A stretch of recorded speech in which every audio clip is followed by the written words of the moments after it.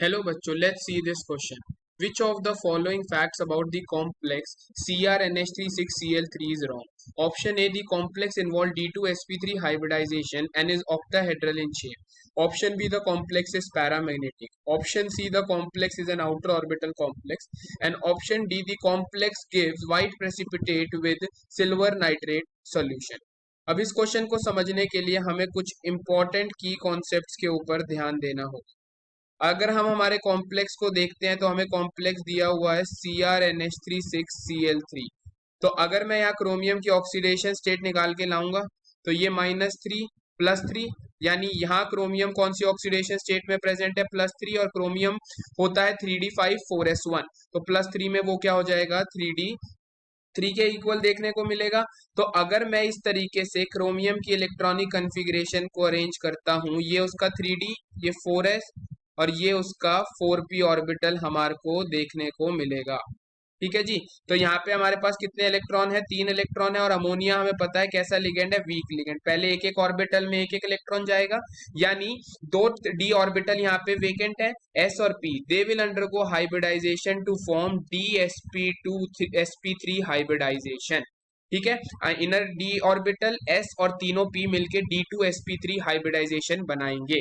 और d2sp3 hybridisation के case में ज्योमेट्री क्या देखने को मिलेगी, हमें ऑक्टाहेड्रल ज्योमेट्री देखने को मिलेगी। यानी कॉम्प्लेक्स की शेप कैसी होगी, इस तरीके से ऑक्टाहेड्रल शेप देखने को मिलेगी हमारे पास।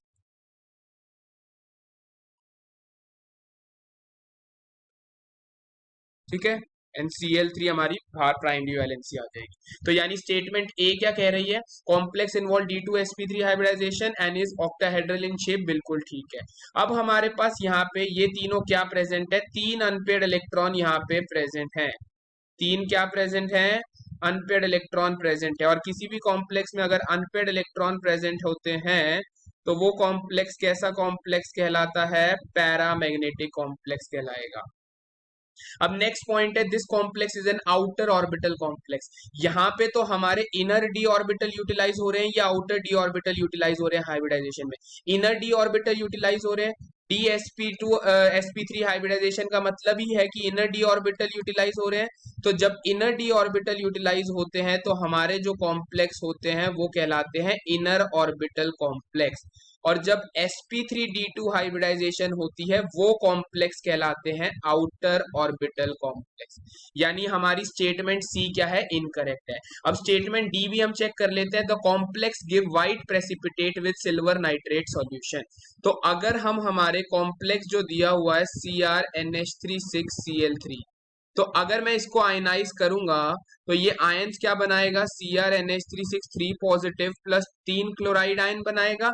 अब इस क्लोराइड के अंदर अगर मैं सिल्वर नाइट्रेट डालूंगा तो हमें AgCl की क्या देखने को मिलेगी, व्हाइट प्रेसिपिटेट देखने को मिलेगा। ठीक है जी, यानी हमारी जो स्टेटमेंट डी है वो भी क्या है, करेक्ट है। तो हमारा करेक्ट आंसर क्या हो जाएगा, option C. I hope you understood it well. All the best, thank